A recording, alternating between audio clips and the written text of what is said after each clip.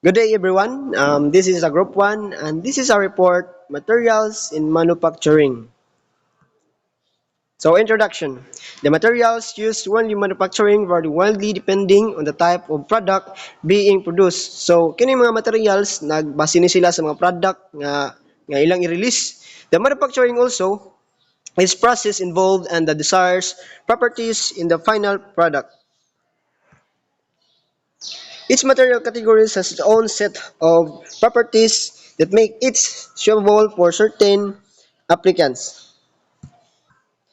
The choice of the materials in manufacturing is often based on the factors such as material strength, weight, durability, cost, and the specific requirements of the end product. Advances in material science continue to drive involved and manufacturing processes and the development of a new materials which with enhanced properties. Let's explore the materials used in manufacturing across various categories, include materials, ceramics, and polymers and composites along with their common uses. So first, metals. Metals which ang una na to is steel, carbon steel. Iron alloyed with carbon used in construction and machinery and automotive applicants. So next, uh, any kind of steel, stainless steel contains chromium for singan ani chromium sani sa ni pronounce resistance used in kitchen applicants, cutlery and medical equipment. Next is tool steel, designed for making tools, exhibit high hardness and wear resistance. So mo na yung mga design sa mga kasagaran lagi ning atong makita no sa mga makina or sa mga motor, sa mga ilawom. So usa ni siyang gamiton, tool steel.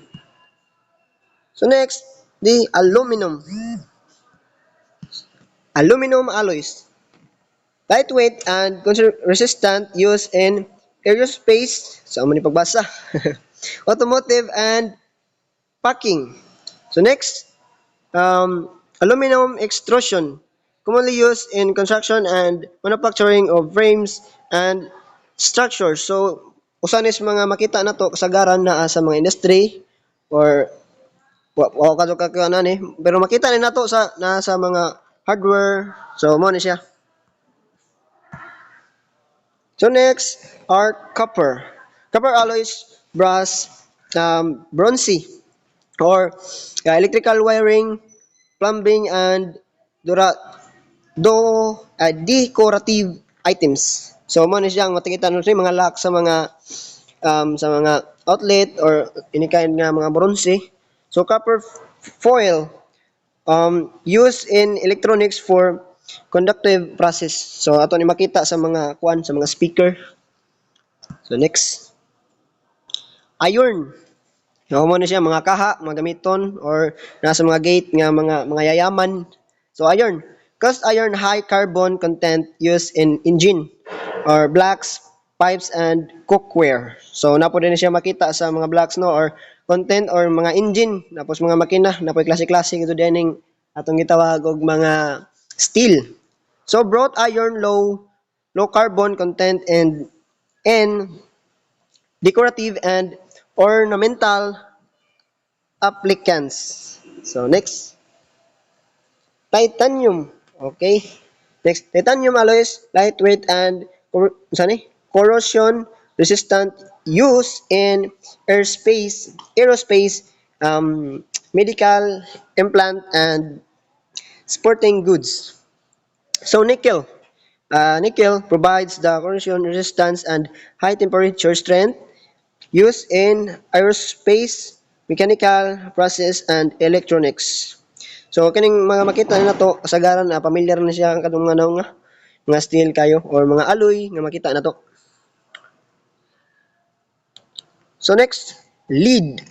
lead alloy, soft and malleable, used in batteries. So mo ni makita na to sa mga battery day ko no. And retention, stilding, stilding and some plumbing application.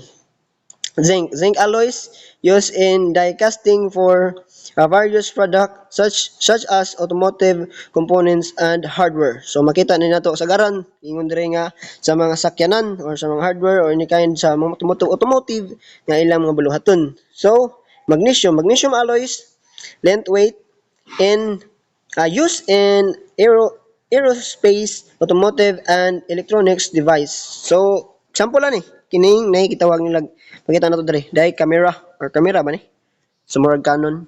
So ay Canon lagi camera. Okay, next, these materials are often chosen based on their mechanical properties, unsa ni corrosion resistance. So gi-explain diri no nga ang kini nga material gamit no nato sa mga atong mga buluhaton or sa mga example sa atong mga panimalay or magamit gani nato or sa mga shops na nila kasagaran sa itong mga shops makitaan. So, and other specific characteristic required for the end of the product. Advances in metallurgy and alloy development continue to expand the range of the possibilities for manufacturers. Aron nga makontinue kuno og pampalambo, pampadako ang ilang mga ipambuhat. The selection of the particular metals depends on the application requirements, cost and consideration and desires performance characteristic. Next, ceramics. Okay, we call Baldu. Okay, ceramics. Ceramics are a diverse class of materials that are known for their excellent heat resistant hardness and electrical insulating properties. They are commonly used in various manufacturing applications. So ang ceramics din no, magamit na diri kon sa tungod sa diyang heat resistant o sa kasagaran na ni gamiton ni sa mga electrical. So, next, here are some key ceramics and their uses in manufacturing. Alumina. Alumina ceramics are widely used for their high hardness, wear resistance, and electrical insulating properties.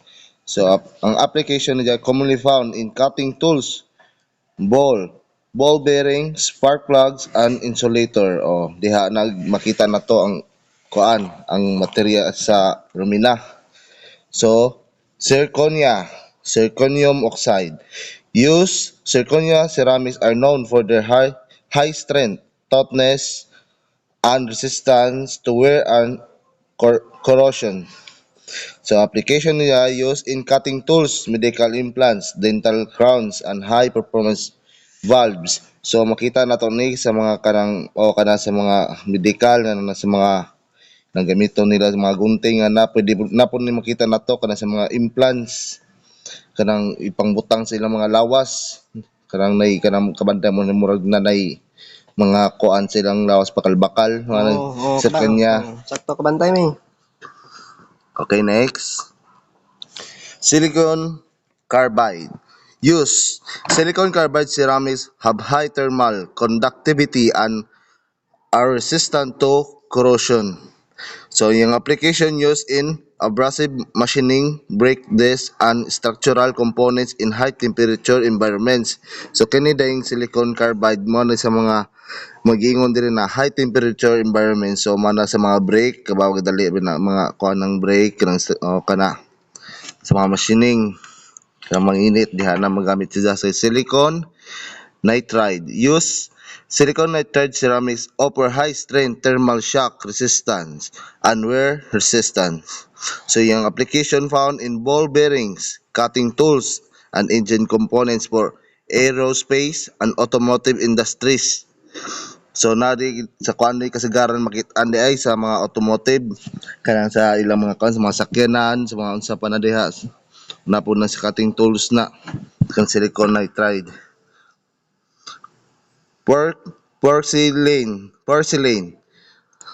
Traditional porcelain is known for its smooth surface, electrical insulating properties, and decorative application.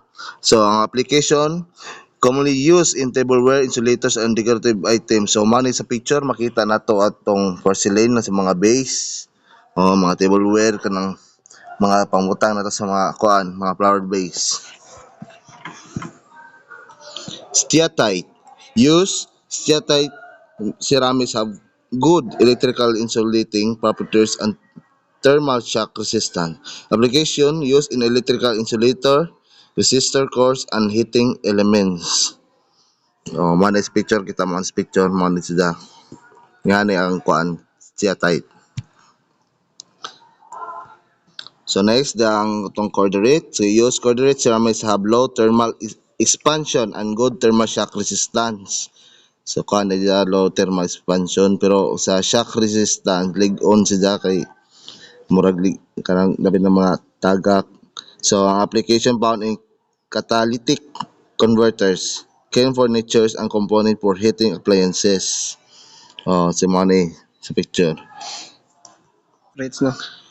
Ferrite ceramics exhibit magnetic properties are used in electronic components application found in transformer, inductors, and microwave devices. So, mao din yung mga magnet na kuan nato ang ferrites. Yes, may lang gamiton. Managamito nila sa mga kuan, manig material sa mga magnet ang ferrites. So, next, ang mullite ceramics. So, ang mullite ceramics have excellent thermal shock resistance and are often used in high temperature application. So, kuan liga pon siya sa shock resistance. Tested siya kuan sa temperature. So, nindot ni siya na materials. Kaya, application found in refractory materials, cane furniture, and structural components for heat extensive processes. Oh, mga din diyang application guys. Okay, next. Ceramics are valued in manufacturing for their specific thermal, electrical, and mechanical properties. They find applications in wide range of industries including electronics, automotive, aerospace, healthcare, and more. Advances in ceramic processing and material science continue to expand their use in manufacturing processes. Okay.